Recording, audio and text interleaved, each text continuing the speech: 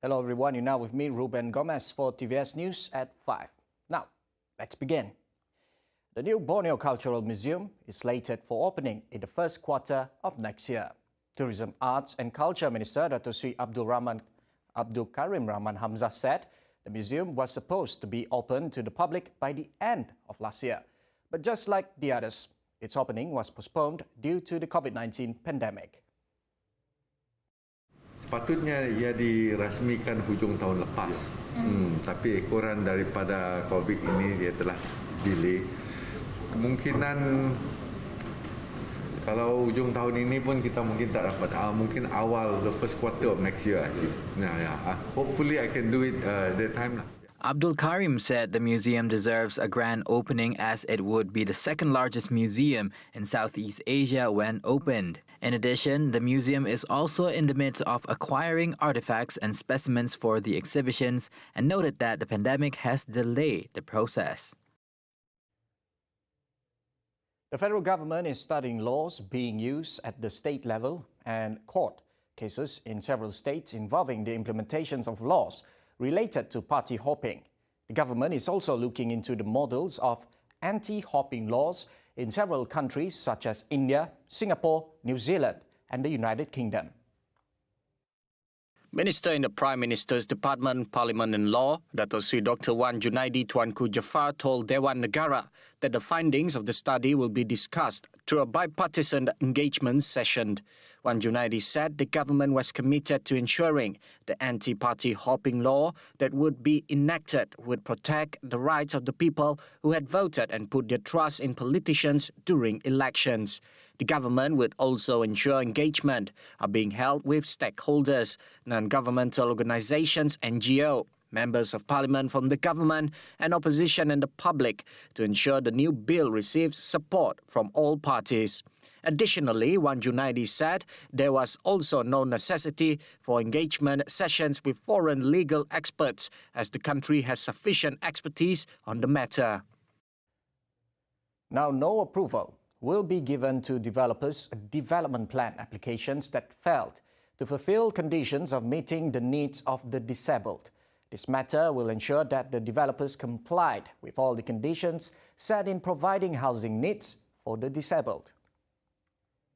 Deputy Housing and Local Government Minister Dato Sri Ismail Abdul Muttalib said the conditions were under the Persons with Disabilities Act 2008, Act 685 and the Malaysian Construction Industry Standards.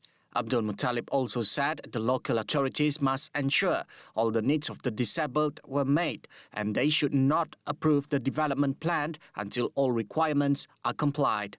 He said the ministry has set 1% of the total units of the People's Housing Programme (PPR) to be allocated for the disabled.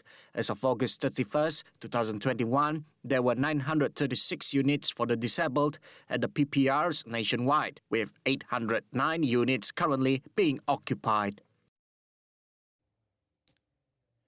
Malaysia continued to attract quality investment. The latest trade and investment mission to France has successfully generated total potential investment of 2.6 billion ringgit and 300 million ringgit for potential exports. This validates the success of the country in enhancing participations of local companies in the high-value global supply chain.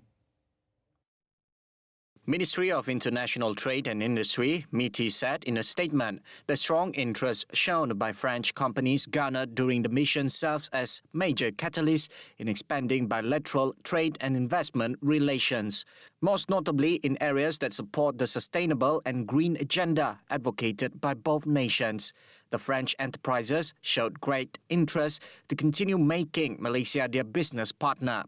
MITI added they are specifically in the aerospace, biotechnology, advanced chemical, medical device, halal product, and the construction sectors. The trade and investment mission to France, which took place from October 15 to 17, was led by MITI and Senior Minister Dato Sri Muhammad Azmin Ali.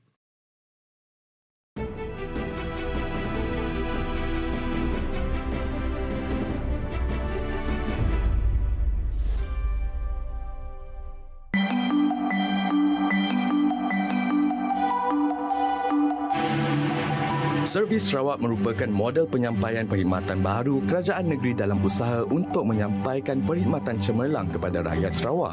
Ia telah dirasmikan oleh Ketua Menteri Sarawak Yang Amat Berhormat Datuk Patinggi Abang Johari Tun Openg pada 2 Disember 2018. Setakat ini, 3 pusat perkhidmatan servis Sarawak telah dilaksanakan iaitu di Kuching, Sibu dan Miri. Kepelbagaian saluran perkhidmatan seperti khidmat kaunter, portal rasmi, aplikasi telefon pintar dan e-kios memudahkan rakyat dalam membuat pilihan pembayaran. Servis Sarawak ini berkonsepkan No Wrong Counter yang menawarkan gabungan perkhidmatan pelbagai agensi di Sarawak dalam sesebuah kaunter perkhidmatan. Berteraskan mesra pelanggan, servis Sarawak diharapkan dapat menjadi saluran perkhidmatan yang mampu memenuhi kehendak serta keperluan rakyat di Sarawak.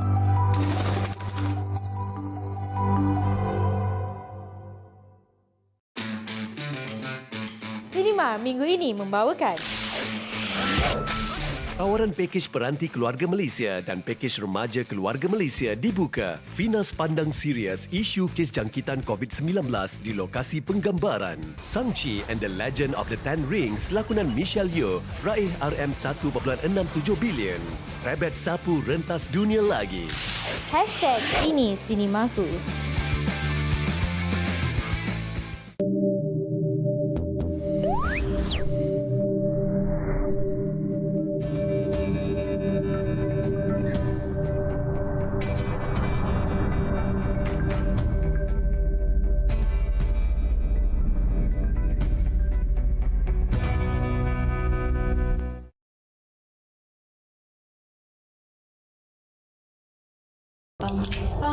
Okay, what's the problem? I always go back at 10. I cannot do this anymore. I'm traumatized from all this sexual harassment at work. I can't even sleep.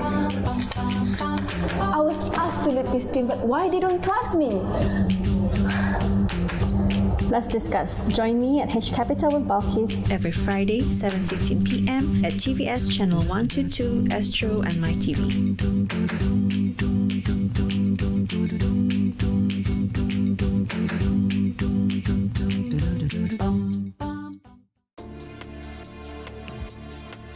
Selama 58 tahun Sarawak Merdeka, kerajaan negeri telah berusaha membangunkan negeri dan mengutamakan keselesaan rakyat. Sarawak telah mencapai kemajuan pesat dalam segala aspek pembangunan dari segi fizikal, ekonomi dan sosial. Bagi mengikuti semua kemajuan yang telah dan bakal dilaksanakan, saksikan Randau Jalai Pemansang program Temu Bual berbahasa Iban bermula 17 Oktober ini setiap Ahad jam 9 malam hanya di TVS saluran 122 Astro dan My TV.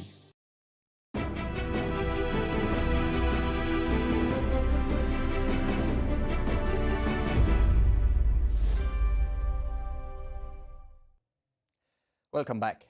Malaysia reported 5,434 new COVID-19 cases today. It is the lowest daily figure since June 28, when 5,218 infections were recorded. The country's cumulative number now stands at 2,396,121. LABUAN has begun administering COVID-19 vaccine booster shots under a 3-phase exercise, which will see almost 20,000 people getting their third jab. Its Health Director, Dr. Ismuni Bohari, said the first phase would involve healthcare personnel, followed by non-healthcare frontliner and media fraternity, and lastly, some 16,000 individuals belonging to the high-risk groups. Dr. Ismuni said the 3 phases are expected to be completed by the end of the year or early next year. The government has been continuously advocating the benefits of receiving the COVID-19 vaccine, backed with scientific evidence from numerous studies. However, there are several people who would use these messages against the government to dampen Malaysia's target in achieving a complete herd immunity. And Health Minister Khairi Jamaluddin has had enough. On his Twitter account, Khairi made a firm statement stating that the government has made enough effort to explain the goodness and effectiveness of getting inoculated. He said as the health minister, he would continue on advocating the same message, even if some would start calling him the devil for doing so. Khairi had previously said that the government would be taking a firm approach against those who refuse to be vaccinated against COVID-19, and they would not be entitled to privileges that their counterparts are able to enjoy. Opposition leader Datuk Seri Anwar Ibrahim described the statement by Khairi as arrogance and that he would continue to speak on the matter where he deemed is right. The anti-vaccine groups had not been given clear explanations on the COVID-19 vaccine. Therefore, the Ministry of Health, MOH, plans to meet with these groups. The ministry wants to provide them with facts and information on the COVID-19 vaccine based on authentic clinical studies. Deputy Health Minister Dr. Nur Azmi Ghazali said he could help arrange the meeting, which would involve Health Minister Khairi Jamaluddin. Meanwhile, Dr. Nur Azmi said that the decision to carry out the vaccination program was made after taking into account the results of studies conducted locally or abroad. He said the ministry had previously stated that vaccination was not a cure against COVID-19, but it could help boost the immune system to fight the virus. On the COVID-19 booster shots, Dr. Nur Azmi said there were studies that showed immunity against the virus might wane 6 months after receiving the vaccine. Well, that's conclude TVS News at 5. I'm Ruben Gomez. Anytime, anywhere.